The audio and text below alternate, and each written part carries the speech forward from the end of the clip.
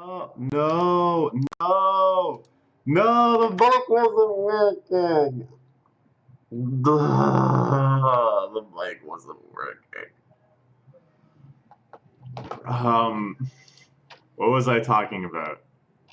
I was talking about how I like this part of the Monster Association arc where people kind of start interfering in different spaces, and like Prisoner is like running through the whole association, and then just as if I had called it, the chapter starts with Prisoner diving through various walls and stuff, chasing the cat monster. We were talking about how the cat monster was original to the remake, and I was like, oh my gosh, I sure hope that the cat monster is original to the remake, because my memory of the webcomic is somewhat sketchy, and I made a hilarious joke that I was like, oh, it's even sketchier than one's art. Ah ha ha ha.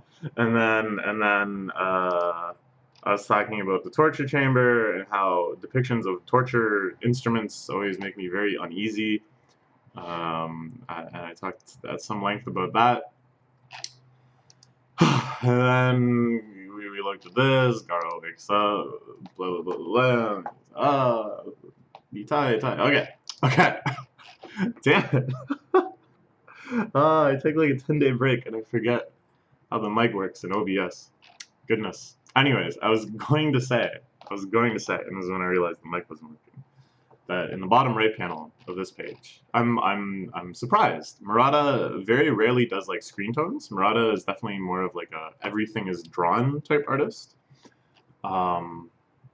Like there are, I mean, I shouldn't say there's no screen tones, but they're usually like fairly basic ones, ones that don't really add like that drastic of an effect. So this here, this overlay of like the swirling, disorienting pain through Prisoner, with this awesome like marbled, it kind of looks like paint being semi-mixed screen tone is really cool. Not something we see from him too often. And Garo screams out, looking more monstrous than ever before. His body now kind of distorting. It's kind of cool because like we see Garo's stances and his sort of overall appearance and mannerisms evolve throughout the series. Like I love the scene where after fighting Watchdog Man, he starts to adopt the Watchdog Man stances, and when he allows himself to use the fist of streaming water, things like that. But this is like yet another kind of evolution along those lines. But now it's like pure animalistic. His chest is like jutting out in a way that I can't imagine gives any martial arts advantage, but it's just like guerrilla tier intimidation tactics, right? Like this is a primal Garo, the likes of which we have not seen yet. This is an extremely dangerous man that I have awakened. Whoo! That is a cool shot. Oh my god. This is maybe something that appears in the webcomic. It looks like something that one would try to draw, right? That one often goes for these kind of major artistic style breaks, especially for like a big panel. And I want to say that maybe there's a drawing like this in the original, but of course this level of sophistication is something Murata can only achieve. Just look at the way the lighting and shading is done on his bicep here. It's tricep, I don't know what muscles are. No, it's his bicep. I'm pretty sure. the like really sketchy white lines showing like light kind of going down on his muscles, and then like immediately behind it, the really sketchy like black lines showing then the like sheer definition of the muscle is a really really kind of cool double whammy effect that I think theoretically, like if you were trying to think of like how light and shadow actually works, you would never ever do that. It's purely from like the stylistic intent. You work backwards from what you want the final picture to look like into some sort of consistency that makes it look real still. You know what I'm saying? Oh, so cool. And even the sound effect here, like, oh, it's so sketchy and inky, and I love it. Meanwhile, A really cool harsh cut, juxtaposing the characters so well. Garo, just this swirling mass of rage and pain, and exemplified by this really scribbly art style. And then with this real kind of basic realistic style, Saitama wandering around this complex MC Escher-esque thing, dwarfed by the scenery, his sound effects small and constrained, just soup da, soup da. And he has no idea what's going on. It's so good. Their personalities come through so clearly in every aspect of the art. First I thought it was just ancient ruins, newly dug paths. It's like an ant hive. Things that attack me, their friends are probably hiding in here. If that's a leader or something, I'll be sure to give him a piece of my mind before I go back. Did you perhaps already just one punch the leader of this entire association? Did you perhaps already annihilate the person who is in charge of all of these guys? Maybe. You need to keep an eye out for disturbances and loud noise and acts of violence. And then this spooky monster attacks him. This poor monster. We'll never understand how powerful it is. It looks pretty scary, right? This could be like threat level demon. It could even be a threat level demon on the verge of cadrehood and threat level dragon. But it'll last for one more panel, and we'll never know. It barely even lasted another panel. And I will defeat the monsters as a hero. This even more so than that. The Garo, the first juxtaposition we were talking about, this is another like beautiful juxtaposition between Garo and Saitama. And of course, you know, their conflicting ideologies and the kind of common ground they share, and then these radically different interpretations of what it means to be a hero. And this all comes to the front much later in this arc, of course.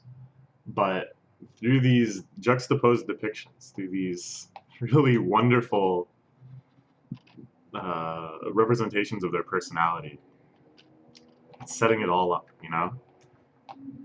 I love it. I love it. Excuse me. I'm a little gassy. Woo! Okay, so this is the encounter.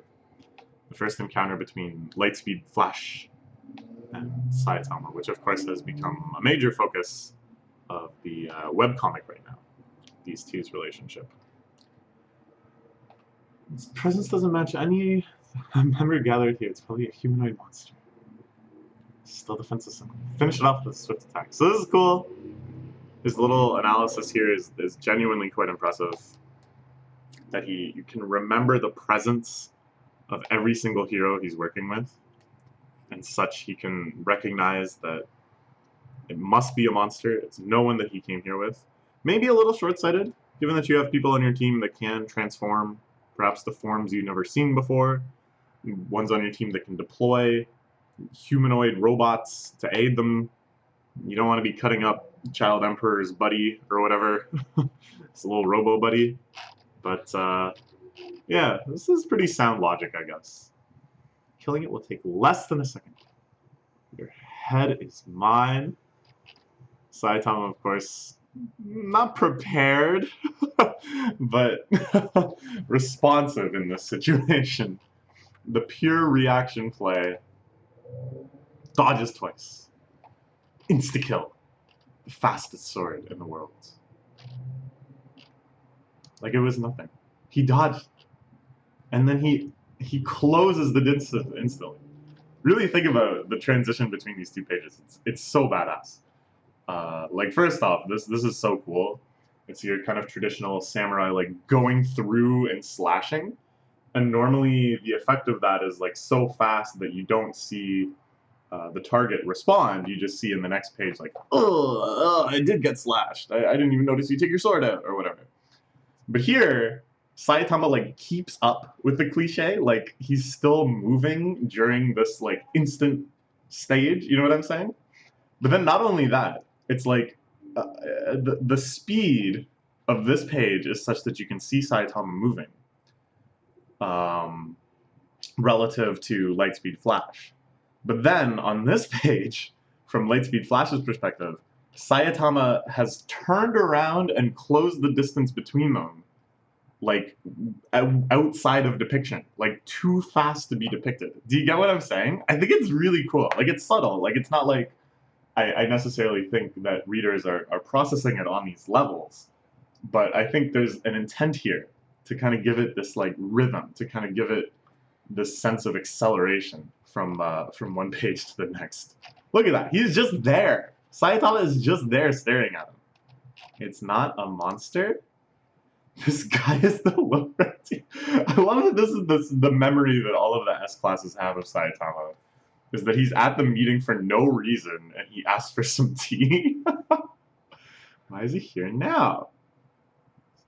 What's the deal with that reaction time? He actually dodged my attack. If somebody can match my movement speed among the heroes, was it a fluke? So this is something I remember from a webcomic that I think is so indicative, not just of Lightspeed Flash, but with the entire insanity of the S tier. That he thinks, should I try again? Should I attack him again? Even though he's a hero. Should I attack him again just to see what's up with this insane movement speed? You really need to go that far against an obviously inferior opponent. This man can really dodge my attacks. He actually saw through all of my movements. I can't allow something like that to happen. Yeah.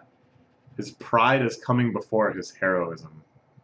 He'd rather be the fastest hero and eliminate another hero than be second. Than to be second rate compared to Saitama. The ego of S-Class. It's full of lunatics. This mysterious pressure of his. My instincts tell me there's something abnormal with him. I love that through all this entire monologue, Saitama is being quite reasonable. Why did you attack me? Who are you? What's your problem? Why aren't you saying anything? I'll beat you up. Okay, so he does Flashy Slash. This is his highest, speediest slash attack with his legendary sword Insta-Kill, which I love the name of. We've talked about it before, but I just love that name. Since you attacked. Ooh, a badass shot of Saitama. The first one we've had in a while. And this is really quite the feat of speed that he's done here. Lightspeed Flash's sword is genuinely very fast compared to like almost everything else we've seen in this series. And Saitama catching the blade. Does it mean you're also a monster? So he jumps back. He senses in that instant that Saitama could finish him off. You are the monster. Fort locks in the face! S-Class here, Flashy Flash, but you attacked me twice! my hand slipped. Ah, yes. Saitama, this is so good. He has no idea why anything is happening. Like, he has no idea that there's the raid on the Monster Association headquarters. This is where the Monster Association headquarters are. It's unclear to me if he even knows that there is a Monster Association. So this interaction is really quite funny. Something to do with all that ruckus. Came here without knowing anything. Monster Association. Is that a trending topic right now? He's just seen it on like Twitter or something. He has basically no idea. It's beautiful.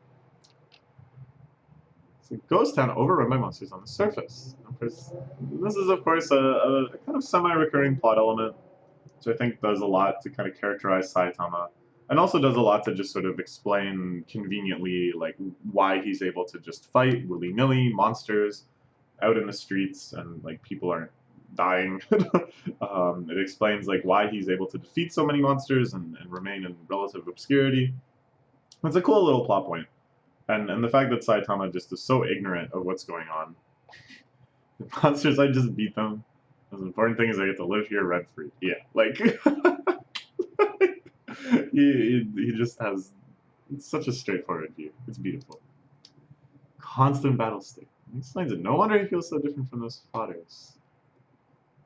Okay, so he explains I was only testing you. Though I did hold back a lot subconsciously. Did you? Surprise you able to stop my flashy flash. Flashy slash. Without knowing anything, we wish for you to find shelter as soon as possible.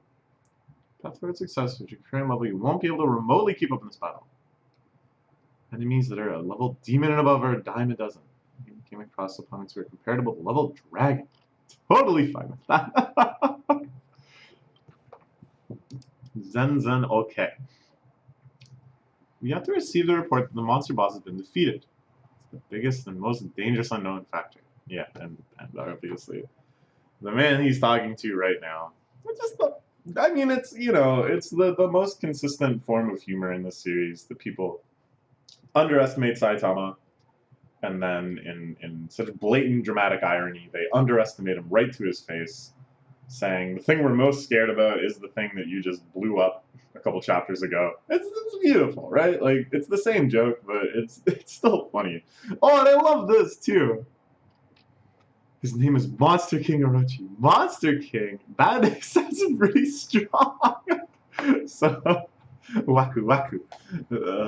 Saitama getting excited to fight the guy he's already beaten.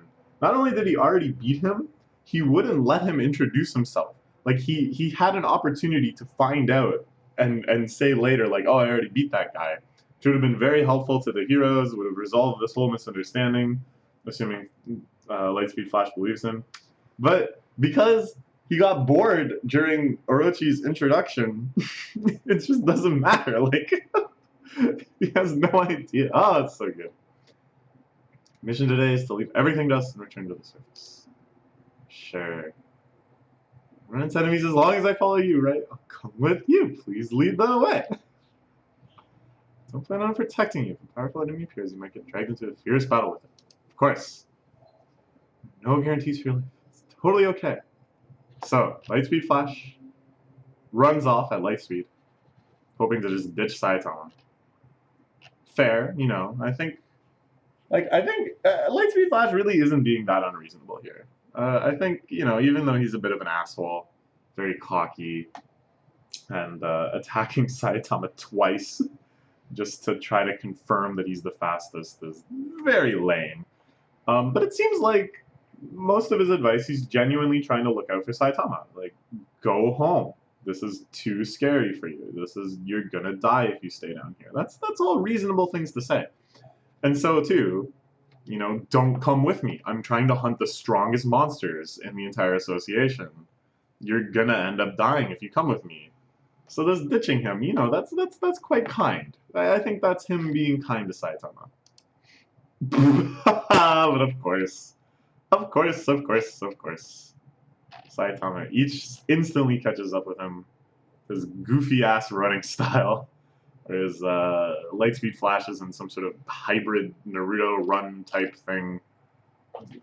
Saitama with the big steps. Alright. Fun. Oh, if anyone wants to pick up from here in the webcomic. Cool. I really do recommend, like, I guess at this point we're so deep into the Monster Association arc, maybe you would rather just continue seeing it fresh in the remake, but the webcomic is so charming and it has such unique virtues of its own that I really recommend reading it too, right? Like, even if you do it in a different order, just be warned, like, I probably will keep making small spoilers and stuff. I'm not going to go out of my way to spoil things that happen in the webcomic, but I'm not really going to stop myself either. Because, like, come on, just read the webcomic. It's telling you right there. You can just start at chapter 66. I mean, you should read the whole thing, but alright, whatever. Okay. Good chapter. Lots of fun. Really fun characters. We got a couple plot points picking up. See what happens next in the next chapter. Bye-bye for now.